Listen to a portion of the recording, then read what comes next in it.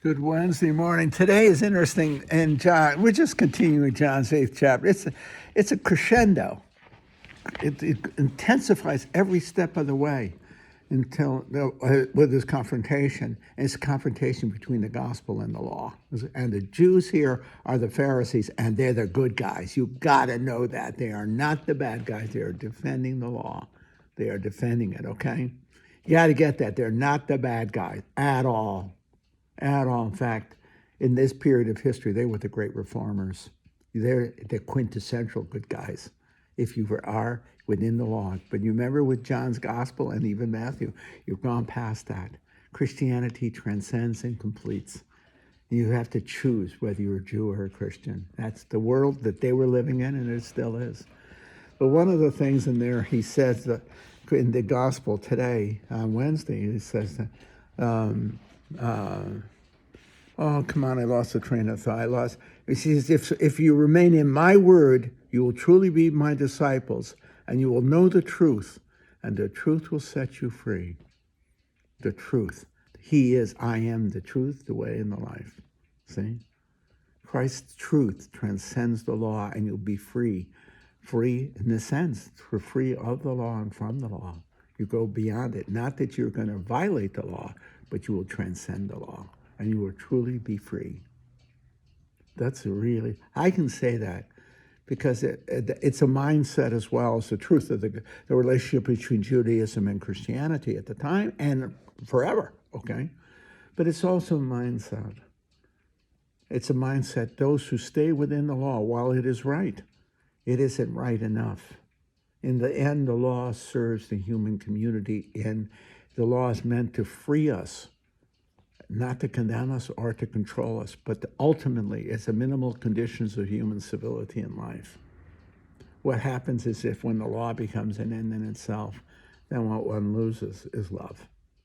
One becomes correct, and in that sense, law-abiding, but not free. Not free to love, and love is always freely given and freely accepted. And that's really true. Boy, I'm beating this thing to death, but I have to tell you, it was so true in my life. How grateful I am to the Passionists, because it taught me to see Christ as love incarnate, not law incarnate. And I grew up with a rigorous mentality. It wasn't my family, it was me, it was my temperament. It took the Passionists. It took my confessors, because I bring this kind of obsessive legalism to it, and they would not confirm it. They would not go along with it. They would make me see the compassion of Christ. And that's the truth. I also see that as very much the essence of education, to be honest about it. Liberal education. That's what I was going to talk about this morning, actually. Not repeating what I said yesterday or the day before, but what I want to say now is the whole point of liberal education, liberal arts education, is to free the mind, to be a reflective mind, you see, to learn how to think. And once you taste the sweet wine, as it were, of freedom and thought and reflectivity, you'll never go back again. You can't. Once you taste what it is to think freely and humbly, you'll never go back to rigorism. You'll never go back to a mere passive obedience to either, whether to authority or to thought. You learn to think. You learn to think. It's challenging, it's frightening at times, but it's liberating. It breaks you free of conventional thought. It's not the true point of it, why we do liberal education, say at SLU, is to free the human mind and heart, to become a reflective mind and heart, to learn to think reflectively. We teach that in philosophy. There's no rigorous answer. You learn to think. You learn to assess and think the values of life reflectively, not only in the classroom, but throughout life. You grow in reflective wisdom. I guess that's what I'm trying to say. And once you've tasted that sweet wine of reflective wisdom, you'll never go back to rigoristic thinking. You won't. It's abhorrent. I could never have that kind of mindset I had as a child, as a young person. I've been liberated from it. I've been freed from it. I won't. I will never go back. I'd rather be wrong and make a mistake, but do so freely, than to be correct, but a slave to it. I mean that. I don't want to ever go back to being right. I want to be free. Free to think and reflect, and to look and see the beauty of Christ in the world. That's the truth. And I think that's, again, what the Passionists have taught me. They had to break me of my old habits, I think my own neuroses, my own legalistic neuroses, and turn me into a free man. Free to pursue the good and the true and the beautiful, who is Christ, and to see the world in Christ, a compassionate Christ, to see the world as a suffering Christ, and I do. I share in that. I'm a Passionist. I share in that view of the suffering of humanity, not in some global sense, but right in front of me. I hope when I hear a confession or go into a confessional, I go in as a compassionate Christ, seeking to free the person from the burden of sin, to free them to live richly, happily in this life and into eternity, but especially right now in this life, to be free of the habits that enslave us.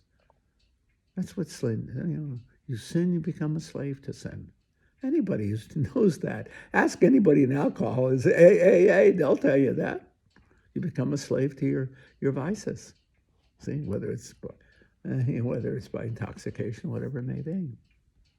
See, the gospel is a gospel of freedom. It calls us to the refreshment of life, the adventure of life, through love, not through fear, not cowardice, but the adventure of the hero who's willing to go out in the desert with Moses to approach and embrace the cross of Christ.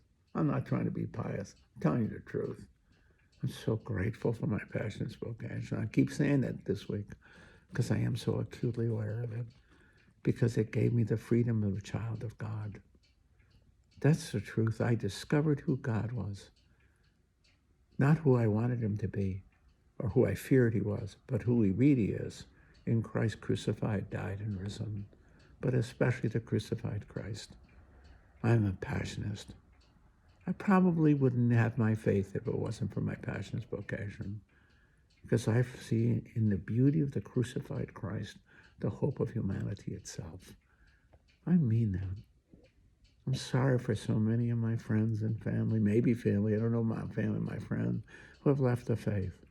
They left the beauty and the power of the redemptive Christ, the redeeming Christ, the wounded Christ, the wounded world, who in its wounds is redeeming and self-redeemed, as it were, through Christ and in Christ.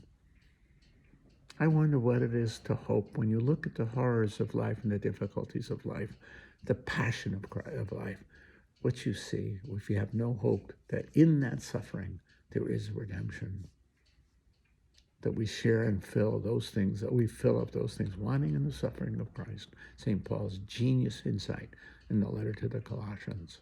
That's the truth. What is it like to have no hope? I don't know. I have hope because I believe in the crucified Christ, in the love of God crucified on Good Friday. Good Friday is the most important day in reality itself. It's when the world is redeemed through the suffering of God. And that's the truth.